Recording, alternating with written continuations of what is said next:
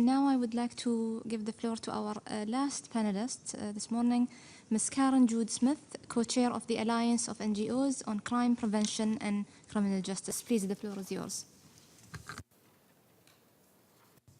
Madam Chair and Excellencies who may still be in the room, and colleagues and friends, I'm deeply honored to be here today to have this chance to add to this important debate from the NGO perspective.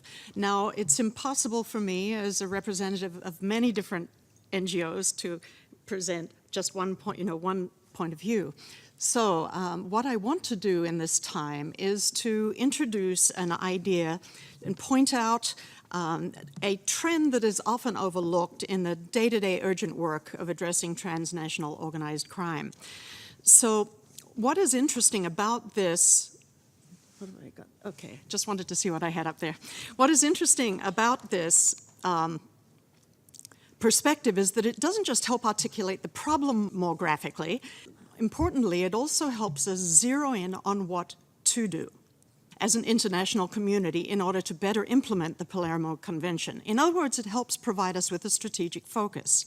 And later on, if I have just a couple of quick moments, I can quickly list three key elements that are needed for our collective endeavor to succeed.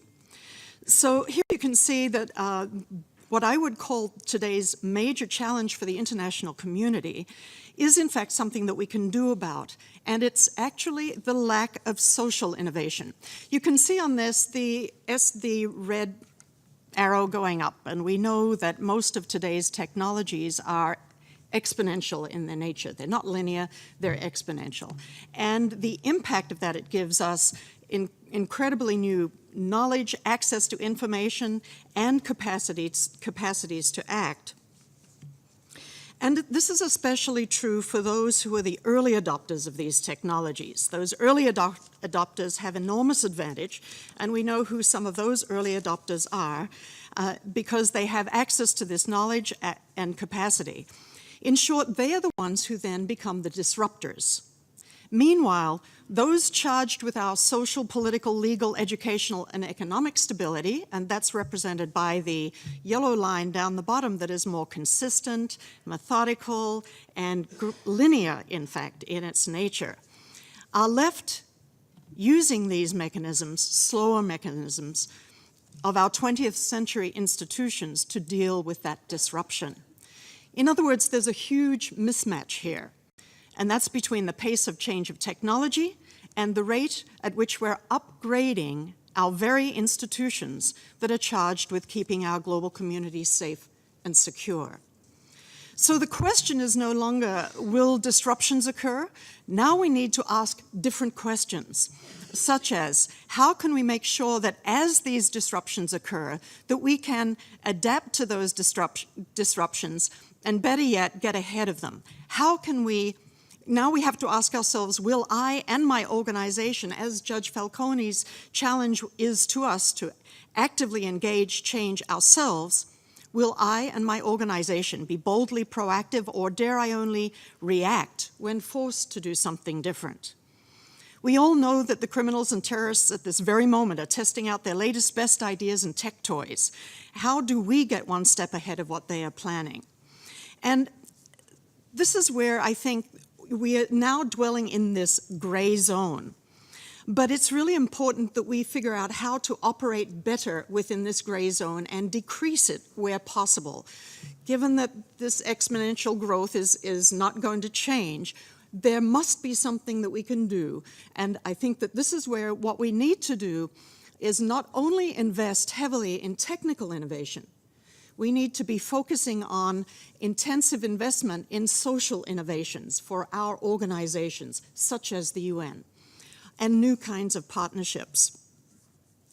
So what I want to note here is that as many have said, that NGOs, civil society, academia, the private sector, and philanthropic organizations, many of those who are not necessarily represented in this room, are in fact an enormous resource that is urgently needed to be made available to this work that is being led to date by member states. that everything is being flattened by today's technology, and we need to create new mechanisms within our system that allows new kinds of partnerships that can be fast and agile and allow our organizations to begin to more effectively, our major organizations such as the UN and our member states, to more effectively operate. So what will this mean? It will mean that we have to do some things differently. And as noted, difference often means, it's easy to say somebody else should change, but it means that we in our organizations are also going to have to change appropriately.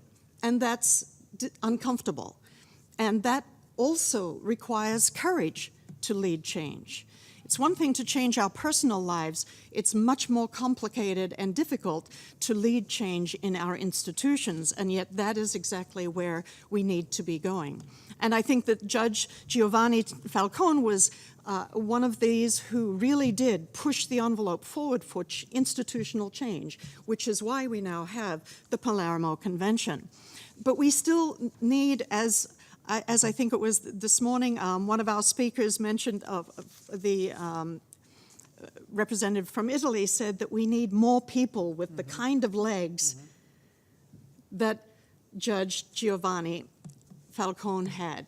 But today I would posit that we need not just individuals, but we need to make our organizations having those kinds of legs. So what that means, just very, very quickly, in terms of those 3 points that I wanted to mention, is that we need to address the mindset of our organizations. We need to move from backward-looking to forward-looking. We need to become networked and establish what I call NEOs, or network-enabled organizations. So we can't get rid of our hierarchical organizations, but we need to be doing something else, adding in another component that can network and allow it to act in a more agile and responsive fashion, and even leading fashion.